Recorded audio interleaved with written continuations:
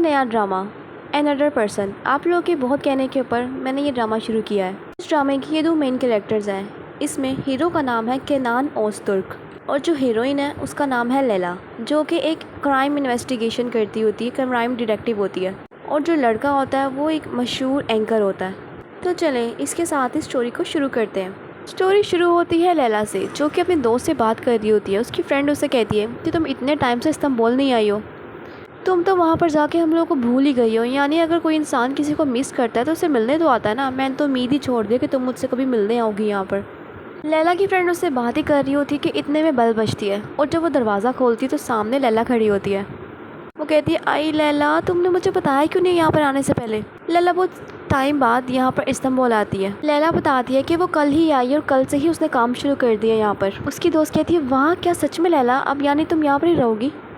लैला कहती है, हाँ, लेकिन मैंने इस बारे में अभी तक किसी को बताया नहीं है, सिर्फ तुम्हारे अलावा किसी को भी नहीं पता इस चीज़ का। लैला अपनी फ्रेंड से बात कर रही होती है कि इतने में लैला को कॉल आ जाती है। एक केस आ जाता है जिसकी वजह से लैला को वहाँ से जाना पड़ता है। लैला की फ्रेंड उससे कहती है कि तुम रात को मेरे साथ डिनर करोगी। भाई तो अभी बातचीत भी नहीं हुई और अभी तुम इतनी जल्दी जा रही हो। लैला रात के डिनर का उसे कह के वहाँ से चली जाती है। दूसरी तरफ दिखाते हैं कि बाहर बहुत रश होता है, लोग प्रोटेस्ट कर रहे होते हैं। नान अपने आज के शो के लिए जब जा रहा होता है तो वो देखता है कि उसकी बिल्डिंग के बाहर बहुत लोग प्रोटेस्ट कर रहे होते हैं। ये सब वो लोग होते हैं जिनके प्यारे कोल माइनिंग के दौरान वहाँ पर मर जाते हैं।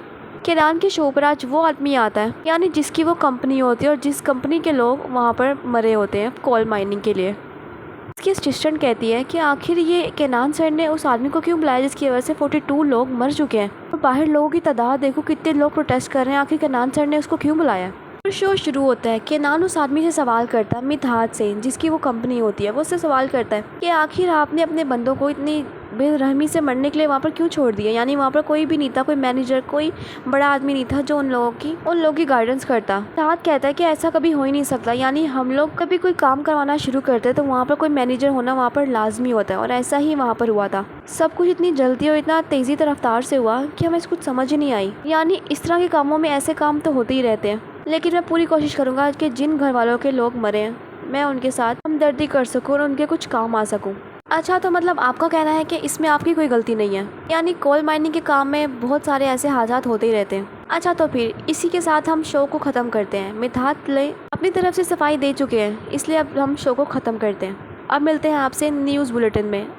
वो ऑफलाइन हो जाता है तो केनान मीटिंग रूम में आता है जहाँ पर मितहात होता है। वो उसे आकर बातें करना शुरू कर देता है और दूसरी तरफ दिखाते हैं कि एकदम से शो ऑन एयर हो जाता है। केनान उसे बातें उगलवाता है कि आखिर तुम ये सब क्यों कर रहे हो। यानी तुम्हें अच्छी भला पता था कि वहाँ पर कोई ना कोई हादसा हो सकता है, उसके बावजूद भी तुमने कोई अपना मैनेजर या कोई भी वहाँ पर नहीं छोड़ा कि कोई लोग उनकी गाइडेंस कर सके। देखो केनान, इस तरह के कामों में तो ऐसा होता ही रहता है। और वैसे भी जब इंसान ने कोई काम कराना होता है ना, तो सिर्फ और सिर्फ उसको पैसे चाहिए। यानी पैसे से इंसान कोई भी काम कर सकता है और कोई भी चीज़ खरीद सकता है और किसी भी इंसान को भी खरीद सकता है। इसी तरह मैंने भी बिल्कुल ऐसा ही किया। अगर पैसा हो तो कोई भी किसी को खरीद सकता है और इस तरह के शो में कोई आकर अपनी सफाई दे सकता है और बिल्कुल आसानी से इस काम से बंदा निकल सकता है। मैंने भी बिल्कुल ऐसा ही किया। इन लोगों का मज़हब सिर्फ और सिर्फ पैसा है। जितना पैसा इनको दोगे उतना ही ये लोग मुँह बंद करके बैठे रहेंगे अपना। तो तुम्हें इन लोगों की फिक्र करने की कोई ज़रूरत नहीं है। और वैसे भी अगर मैं ये कोयल माइनिंग का काम नहीं करवाऊंगा तो मैं आखिर पैसे कैसे बनवाऊंगा अपने। किसी को तो मेरे पैसे बनाने के लिए काम करना होगा वहाँ पर।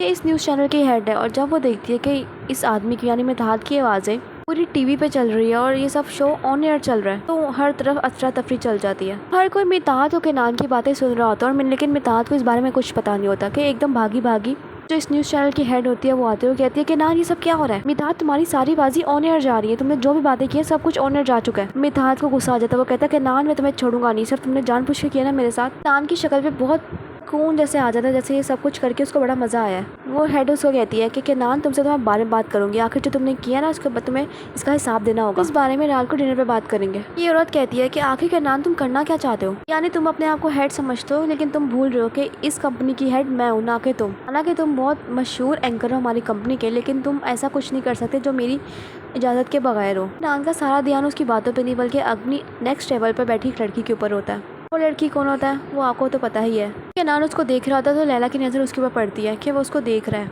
वो कहती है, आखिर तुम करना क्या चाह रहे थे, आखिर तुमने सब कुछ क्यों किया।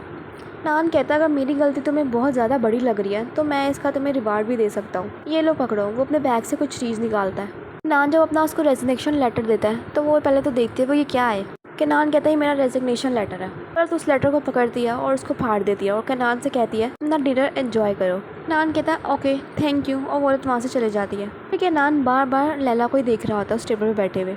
लैला अपनी फ्रेंड से बातें कर रही होती है। उसकी फ्रेंड कहती है आखिर तुमने किसी को क्यों नहीं बताया, कम से कम अंकल अकरम को तो बता दो तुम अपने यहाँ पर होने का। लैला कहती है हाँ कल सुबह ही उनको बताऊंगी मैं। यहाँ पर लैला की दोस्त का फोन आता है। वो उसे कहती है ओहो लैला मुझे यहाँ पर जाना होगा, यानी जिन क्लाइंट्स को मैं हैंडल कर रही हूँ उनके डाइवोर्स से पहले ही लड़ाई होना शुरू हो गई है। अगर मैं वहाँ पर नहीं गई तो मामला बहुत ख़राब हो सकता है, इसलिए मुझे भी जाना होगा। और ये डिनर पेंडिंग है, यानी हम लोग आराम से बैठ के फिर से डिनर करेंगे और बातें करेंगे।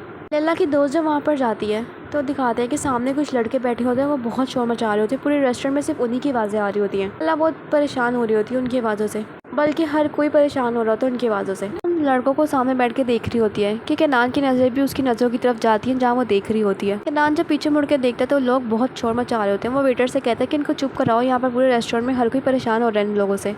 वेटर आता है उनको मना करता है कि आप आवाज़ें थोड़ी राइस्ता बोलें, हर कोई परेशान हो रहा है आपकी आवाज़ों से। तो वो आदमी कहता है कौन परेशान हो रहा है, आखिर तुम क्या बकवास कर रहे हो। सामने बैठे केनान जो आपसे बहुत परेशान हो रहे हैं, यानी हर कोई परेशान हो रहा है। वो आदमी वेटर से बदतमीजी करना शुरू करता है। तो केनान कहता है कि ये सब मैंने कहा वेटर को कहने के लिए, लोग की आवाज़ें पूरे रेस्टोरेंट में फैल रही है, तो उसे अपनी आवाज़ें आहिस्ता करके बात करें। उस आदमी को गुस्सा चढ़ जाता है। वो कहता है कि तुम्हारी हिम्मत कैसे मिलेगी सब कहने की। तो दिखाते हैं कि केनान भी आता है उनसे लड़ाई करने के लिए। इतने में ही लैला आ जाती है। लैला उनके बीच में आती है और उस आदमी के कान में कुछ कहती है। तो वो आदमी उस बात को सुनता है तो वो कहता है कि क्या क्या। तो लैला कहती है कि सबसे माफ़ी मांगो यहाँ पर। वो कहता है मैं माफ़ी चाहता हूँ। कहती है आवाज़ नहीं आई, यानी सबसे माफ़ी मांगो।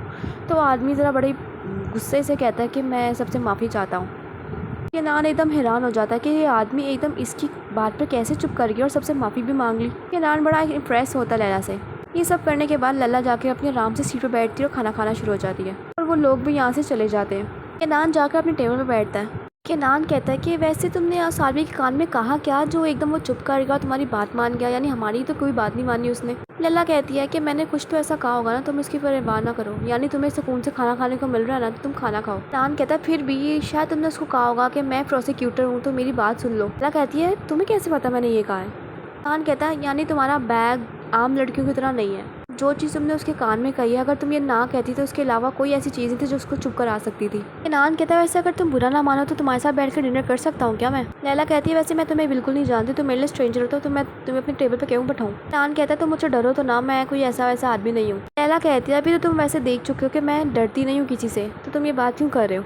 केनान कहता है चलो कोई गेम खेलते हैं, अगर मैंने गेस कर लिया कि तुम्हारे दिमाग में क्या नंबर चल रहा है तो तुम मुझे यहाँ पर अपने साथ बैठने की इजाज़त दे दोगी। लैला कहती है अच्छा चलो ठीक है ट्राई करते हैं। केनान कहता है तुम मेरे ख्याल से 6, 7, 8, 9 ये नंबर सोची थी ना अपने दिमाग के अंदर। लैला परेशान हो जाती है तुम्हें कैसे पता ये। केनान कहता है देख लो मैं जानता हूँ हर चीज़। वो उसके साथ टेबल पर बैठ जाता है।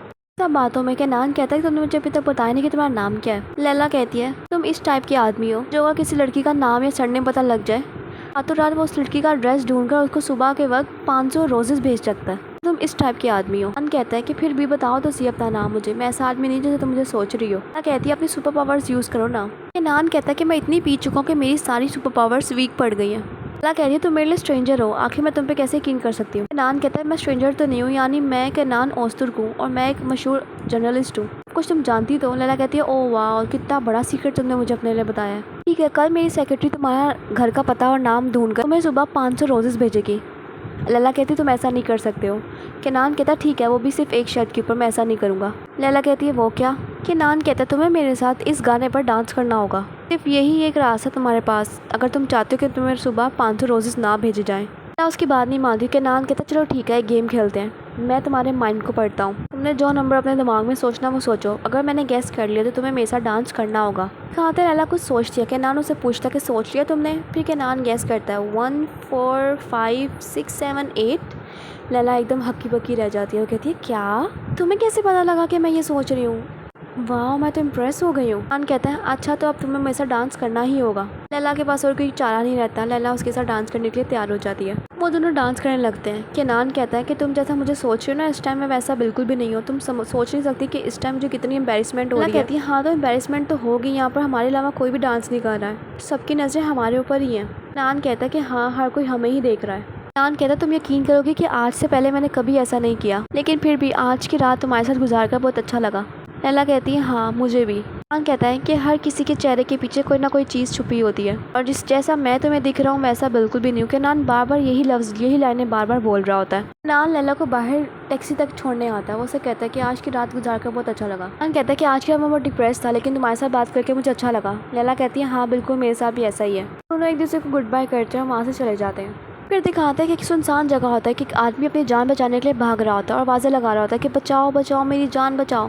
फिर दिखाते हैं कि यह आदमी उसके पीछे भागता है और उसको नीचे गिरा देता है। इतने में ये आदमी कहता है तुम तो केनान ओस्तुर्क हो ना, वो जर्नलिस्ट। और फिर दिखाते हैं वो आदमी कहता है कि हाँ मैं वही हूँ और वो उस आदमी को जान से मार देता है। वो उसके पेट में कितनी बार छुरी घुसाता है और उस आदमी को कत्ल कर देता है। ये है प्लॉट ट्विस्ट इस ड्रामे का और यहाँ पर ये ड्रामा ख़त्म होता है। ठीक है, फिर मिलते हैं नेक्स्ट एपिसोड में। Okay bye bye. उम्मीद है आप लोगों को ड्रामे की स्टोरी पसंद आई होगी। अगर ड्रामा पसंद आए तो इस चैनल को सब्सक्राइब और वीडियो को लाइक और शेयर करना मत भूलिएगा। ओके फिर मिलते हैं नेक्स्ट एपिसोड में। Bye bye.